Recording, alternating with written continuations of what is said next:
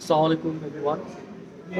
আমার লাস্ট ভিডিওতে আমি আয়ারল্যান্ড নিয়ে কিছু কমিউনিকেশন করেছিলাম যে যারা দুর্ভাগ্যবশত এই বছর বা গত বছর কানাডার ভিসা রিফিউজাল পেয়েছেন বা রিফিউজ হয়েছে আপনাদের ভিসা, আপনারা ইজিলি আয়ারল্যান্ড প্রসেস করতে পারেন।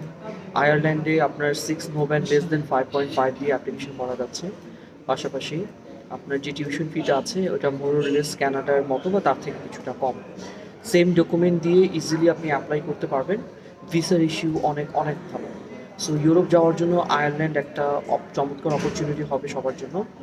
এবং লাস্ট ভিডিওতে আমি বলেছিলাম যে আয়ারল্যান্ডে মাস্টার্স প্রোগ্রামে আপনি স্পাউস নিতে পারবেন, কিডও নিতে পারবেন। তো সেক্ষেত্রে কিছুটা কারেকশন হবে।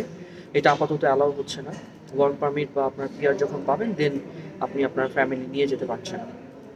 সো আমার মনে হয় যদি আপনার ডকুমেন্টস রেডি থাকে, ব্যাংক স্টেটমেন্ট বা ফান্ডটা এখন রেডি থাকে, যেগুলো আপনি কানাডার ভিসার জন্য সাবমিশন করেছিলেন, ইমিডিয়েট আপনি মে মাসের 31 তারিখ পর্যন্ত আয়ারল্যান্ডের সেপ্টেম্বর ইনটেক ধরার জন্য আপনি অ্যাপ্লিকেশন করতে পারবেন।